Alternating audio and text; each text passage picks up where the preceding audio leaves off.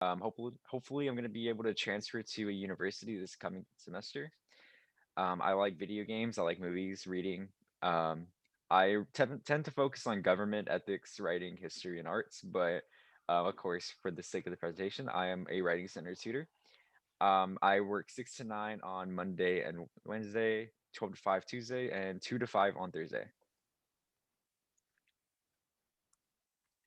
And this is Tripper Wright. He isn't here currently, but I know he covers algebra, calculus, physics, um, among other more specific things. He's currently A&M with a major in computer science, and he also does writing center. His hours are also listed there at the Uh, bottom for you guys if you're interested in setting an appointment. Next, I'm gonna kind of just briefly go through the campuses at, or the, sorry, the tutors at other campuses. If you're ever interested in, seeking out a tutor at a Del Rio campus or Eagle Pass, maybe you're from there, feel free to go where you're comfortable. In Del Rio, we have Diego Reyes. He is a senior at Sol Ross, majoring in English with a minor in history. So I'm sure he has a lot of experience when it comes to essays in English and history fields. His hours are Monday 11 to 2, Tuesdays and Thursdays 2 to 6, Wednesday 10 to 2, and Friday 10 to 1. So if those hours work for you, you might want to get his name down and kind of be familiar with him. At the Eagle Pass campus, we have 4 writing tutors: Diana Rodriguez, Samantha Altaro, Elizabeth Barba, and Ashley Rubio. If you feel more comfortable with the tutor from Eagle Pass, maybe you're from Eagle Pass, you can always reach out to the tutors there. And we're going to go through the writing center process, so we'll be able to tell you, if you want a tutor from either of those other sites, you can always specify exactly what campus you're looking for. Now I'm going to hand this over to Thomas so he can kind of go through the writing center steps with you guys. Thank you. For the writing center, we really recommend that you guys submit your essay at least 3 working days prior to whenever it's due, just so you have time to make any changes that we feel are necessary for your own success. We also recommend that in case you need to get more than one revision in the case of some classes, just so you know that we don't actually review the same essay in the same day, usually. Um, Unless there's maybe like something where maybe the instructor might want it, but typically no, we won't do it in the same day. The first step into submitting your essay into the Writing Center is to fill out the online tutoring request form, which is located on the Southwest Texas Junior College Writing Center webpage. You can also add your own comments there to make sure that maybe you want a specific tutor or something. Just make sure that you please attach the document as a Word document and submit it. Also, you can please check your student email daily because we will be emailing it to you personally. I'm going to hand it to Becky and she's going to explain the process of the Writing Center form. So you'll find this on the SWTJC website, which will actually explain in a video on the next slide how to get there and how to navigate it. And it's just all of your basic information, your name, your student ID. We do require you to use a student email. If you send it from a Gmail or anything like that, we won't be able to review it. We'll send an email back asking you to please resubmit it with your student email address. Your location, the course, your instructor, the date is going to be the date that you are submitting it, not the date when your paper is due, but today's date. And like Thomas said, to please be sure to upload it in a Word document. That's where we are able to make new comments on your paragraphs or on certain punctuation. And also you'll see that there's a student comments to tutor. Here you can ask us to look at certain things, like say you really struggle with grammar or punctuation, or this is where you can also make the request to have a different tutor revise your paper For example, if Kim has already looked at your paper and you would like Thomas or Tripper to revise it a second go around, then you can make those kind of requests there.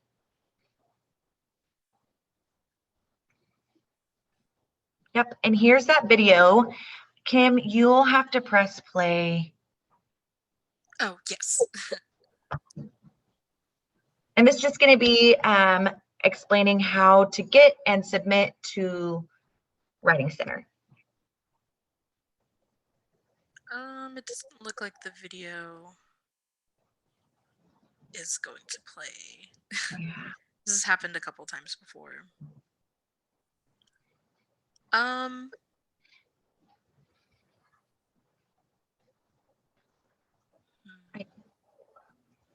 If you click control and then click on that, will it let you do it, Kim?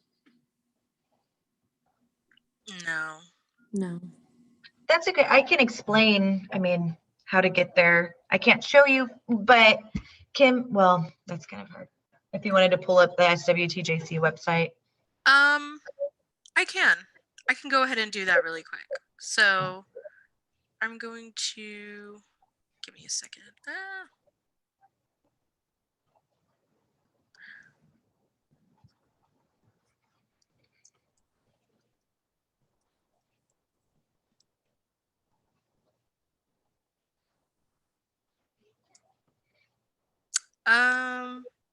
That's weird. It actually isn't letting me go to the website. So what you're gonna do is you're gonna go to the basic SWTJC website. You will select Campus Life and Student Services.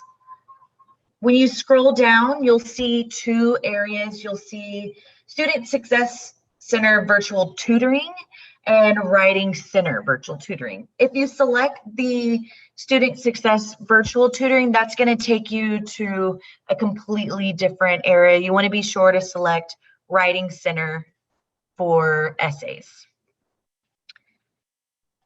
Yeah. And so this is those steps that Thomas went over. And here is the video if you need help with submitting it. But beneath that is just that form that we saw on the last slide, asking you to fill out all of your information. Anything with an asterisk has to be filled out or your submission will not be submitted. And there's what stage of the writing process you're in, which is really important for us to know based on the feedback we're going to give you. If you say drafting and everything still seems kind of like thoughts on a paper, then we'll be like, hey, this is really good drafting. Once you have it organized better and all laid out, you're going to be ready to go. Versus if you're editing, polishing to turn in, the feedback will exchange.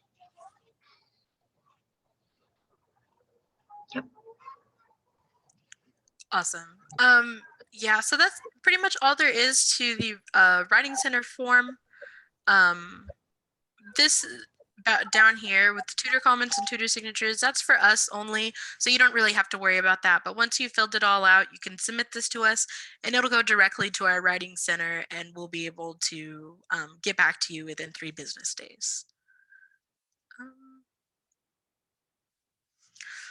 All right, let's go to the next slide. All right, so now we're gonna briefly go over like some writing tips and tricks and things that we've picked up along the way and we've seen repeatedly in student essays that we think are pretty important for you guys to know. These are things that will help you kind of get through your essays a little bit easier. In our experience, students tend to make the same kind of mistakes in their essays. So we're gonna, like I said, go over the most common revisions we make on essays that come into our Writing Center. Being aware of these and correcting them before you send your essay into the Writing Center is really gonna help you be more confident with your work and get your essays back to you a lot faster. If you're already making, revisions to the things that we tend to see the most, it'll be we'll be able to read through your essay faster and make the revisions faster and get it back to you. And like I said, it definitely helps you become more confident as a writer to be aware of these. It'll help you kind of feel more comfortable turning in your essay to the Writing Center. Commas are the thing that we see most commonly that students have trouble with. While some may think commas are simple to understand, they can be pretty tricky. It can be hard to think of an easy way to explain when commas are needed because there are a lot of different ways to use commas. It's important to really know what exactly commas are. According to Grammarly,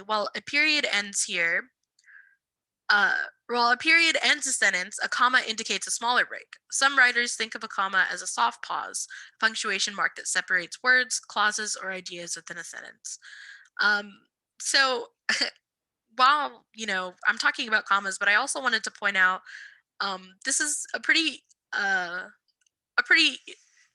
do I explain it? This is a pretty common way to use an in-text citation.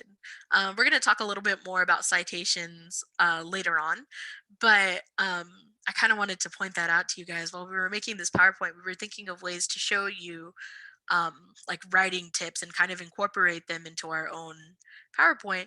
And so this is a good way to kind of put in an in-text citation. I got my source from Grammarly, and this is like the exact definition in quotation marks. So to kind of go back on commas, in short, commas are really just a lot of people like to think of them as soft pauses, and that's really how I tend to think of them to make it a little bit easier for me to understand where to put a comma. If commas are giving you trouble, we definitely recommend using resources like Grammarly and Owl Purdue to read up on all the different rules for commas. I also found this pretty cool graphic that has like the basics on commas.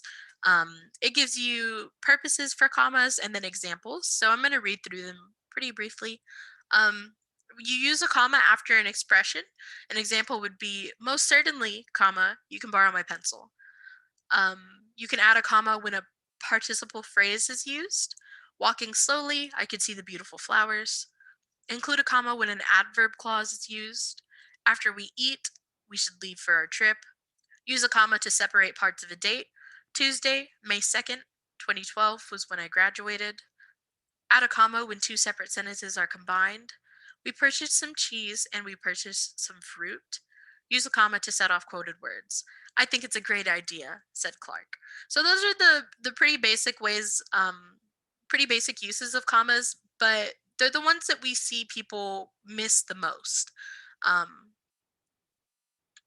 so you kind of just want to be aware of commas. I feel the easiest way to really see when you need a comma is to read your sentences out loud.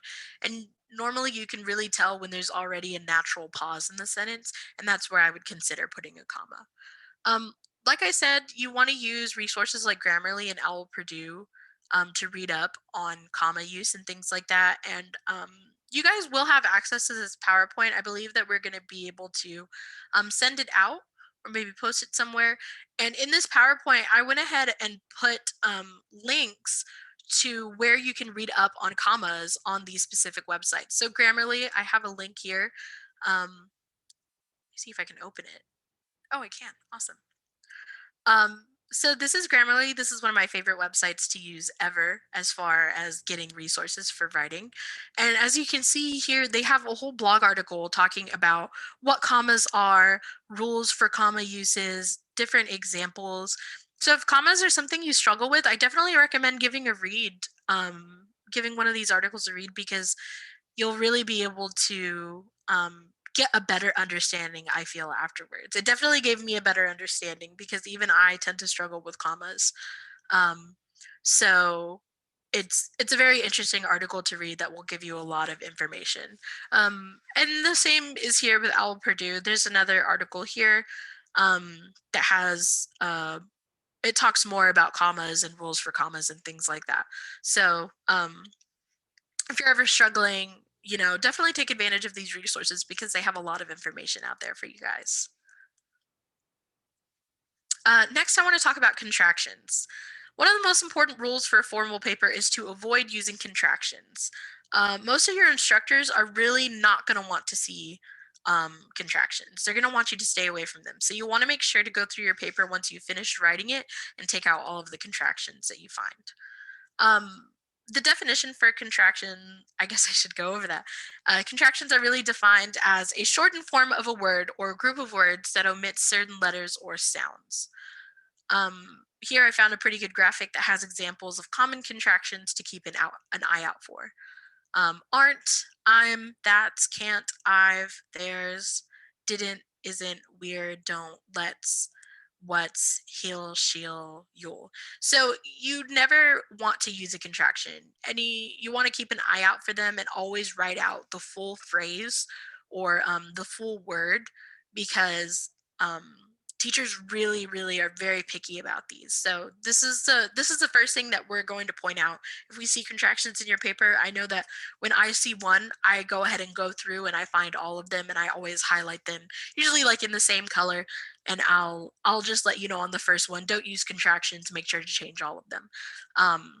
So that's another thing, you want to be aware of when you're writing and when you're looking over it before you send it in to us. Next, I want to talk about sentence structure. Sentence structure is another problem area that we see for a lot of students. When writing your essays, you want to make sure your sentences are formal and complete. That means your sentences have to make sense. You want to make sure your sentences don't become run-on, they can't be too long. So you should always split them up if they're too long, or you can make them shorter by taking out any long unnecessary words or phrases. If it's not vital for getting your point across, you really need to think about whether or not you really need it. Sentence structure can be confusing for a lot of people, but we recommend reading your essay out loud to yourself a couple of times before you send it in. That's the best way we find mistakes, is to really hear it out loud. You can kind of hear where a sentence sounds awkward or it's not a full sentence. Here I gave an example of different types of sentences. There's simple sentences, which have one independent clause, so that would be the dog barks. Compound sentences, those have two independent clauses separated by a semicolon or a comma and conjunction. The pirate captain lost the treasure map, but he still found the buried treasure. Complex sentences have one independent clause and one or more dependent clauses. Because the soup was too cold, I warmed it up in the microwave. Compound complex, those are two independent clauses and one or more dependent clauses. Though Michael enjoys watching comedies, he rented the latest spy thriller and he enjoyed it very much.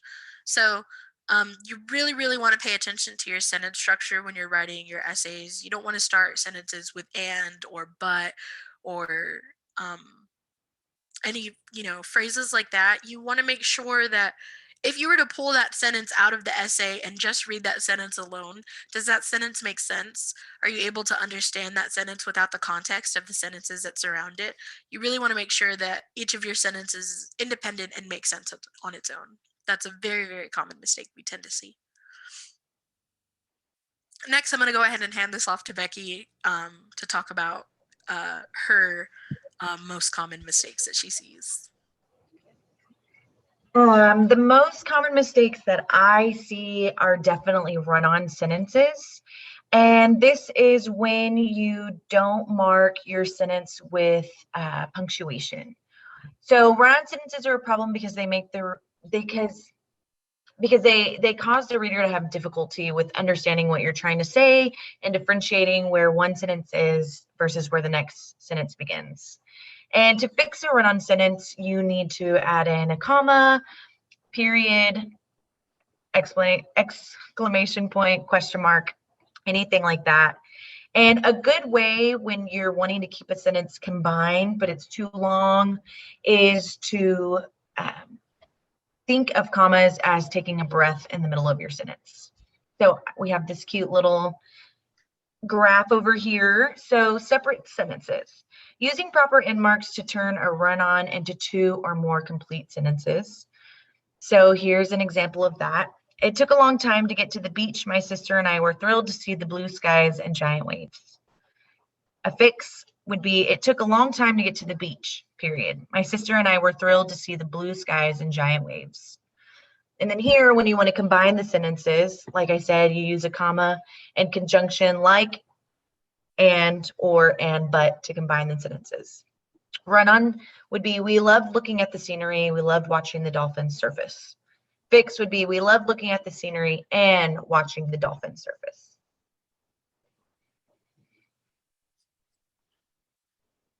Repetition. I feel above anything else, this is probably what we see the most.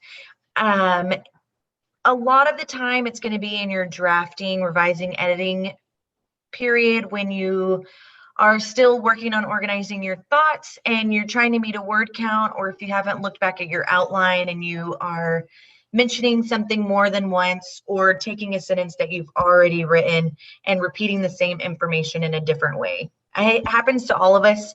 I think it is when we're just going at the paper, typing, and it flows out that way. Which I didn't put an example here, but would have been a good point to emphasize how important outlines are, especially in your own certain way. I know your English professors, if they're asking for that before, will have a certain structure that they want you to have.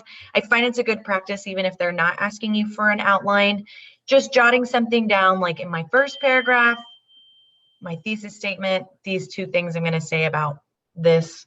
Same thing going with your paragraph, in your bodies, your body paragraphs and your conclusion paragraphs. So to avoid too much word repetition, I've listed some tips. You can reword your sentences, which will help eliminate the repetition and also go hand in hand with properly structuring your sentences.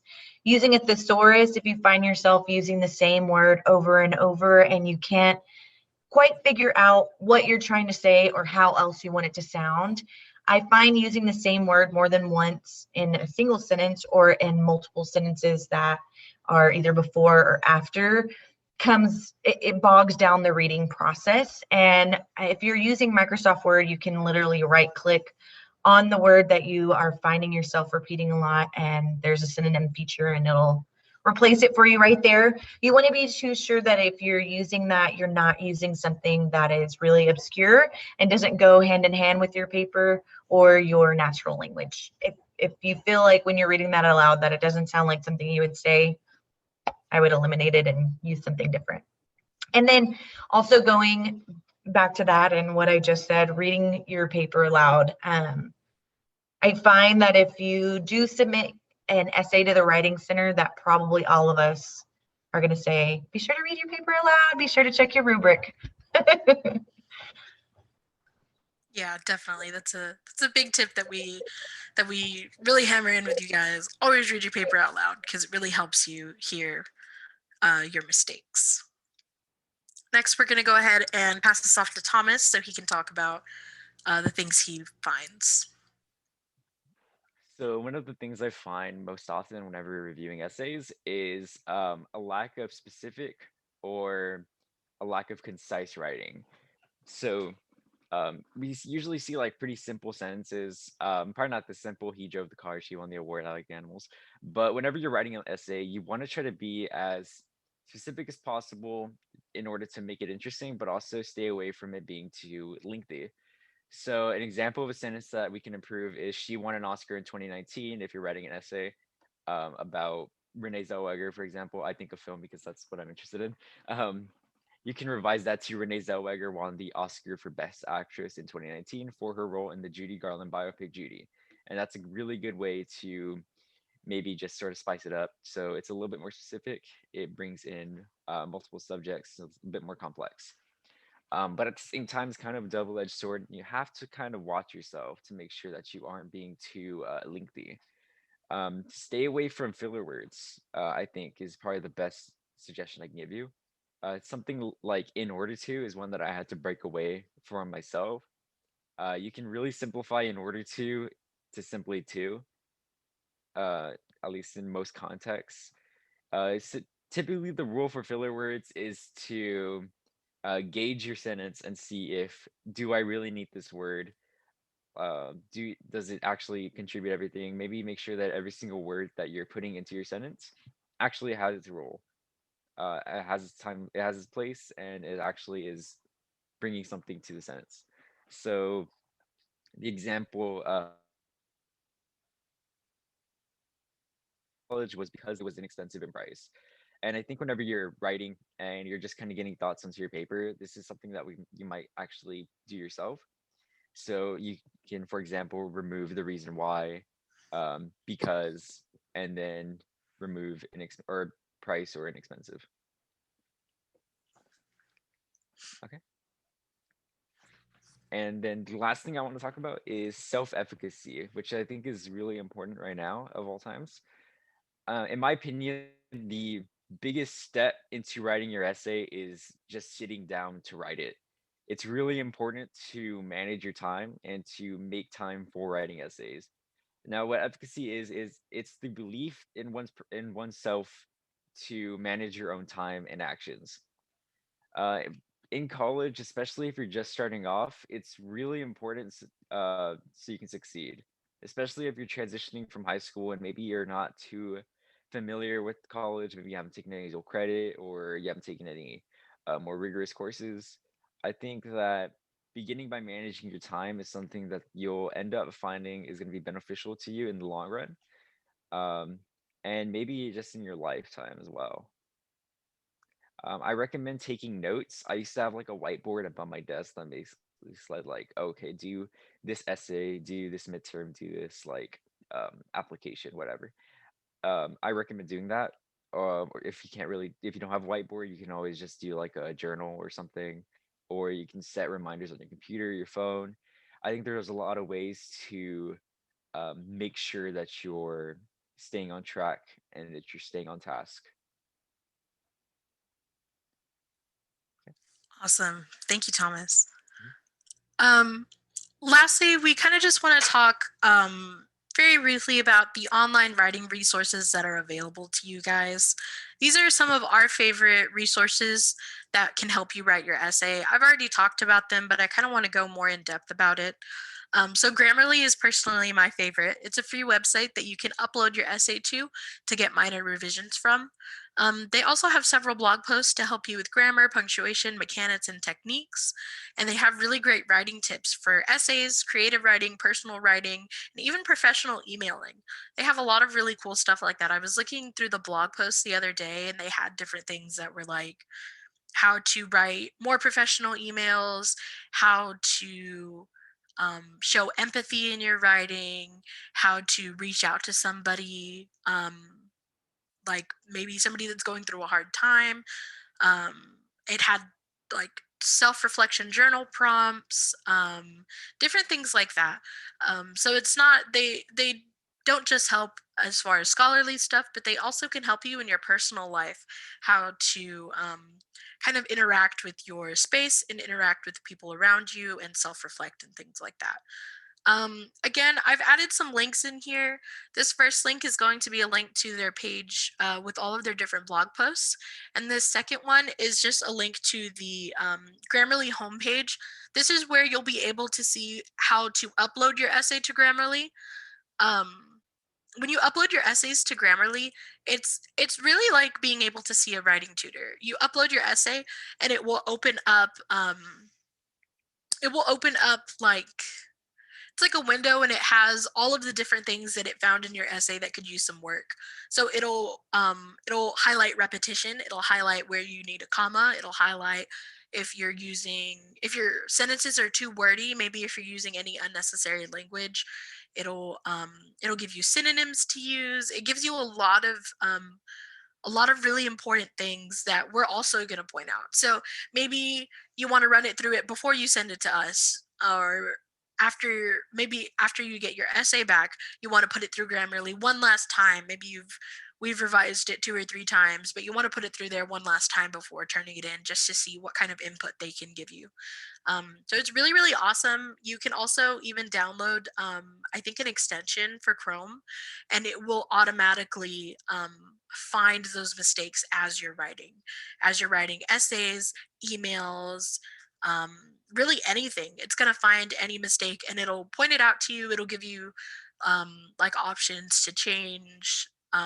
what you've already written down. So Grammarly is a really, really, really awesome free resource to take advantage of. I definitely use it constantly in my day-to-day life. Another good resource is Purdue OWL. This is a website that has guides for general writing, research, citation, and formatting, such as MLA and APA. This one is a lot more academic. You'll see you'll see instructors recommend this because it's very popular for resources on MLA and APA. They have MLA and APA style guides that can help you learn how to properly do in-text citation and create works cited and things like that. It's going to help you learn how to format for the different styles.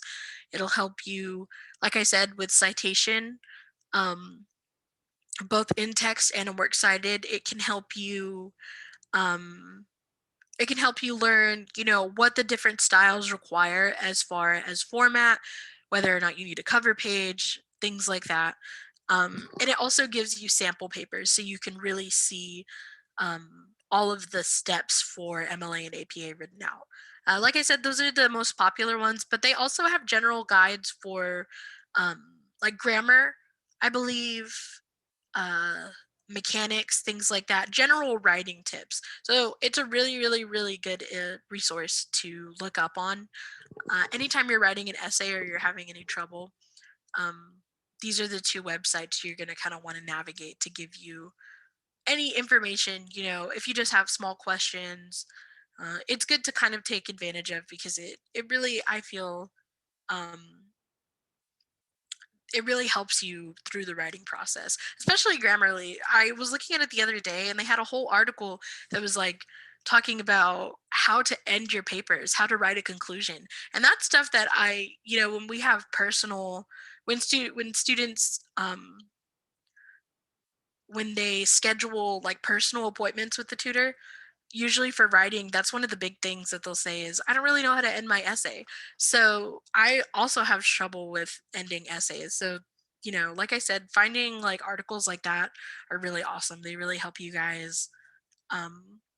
They really answer like the hard questions. So, so that's the end of our presentation. Now we're going to kind of open up to questions. So any questions you guys have, any questions at all, you can ask us.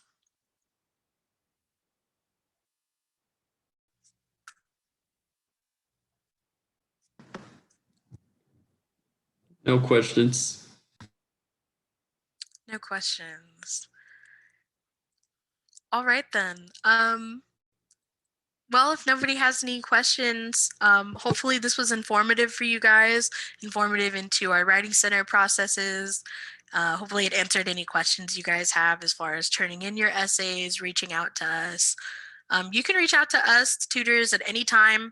Feel free, schedule appointments or email us if you have any questions on the processes or anything like that.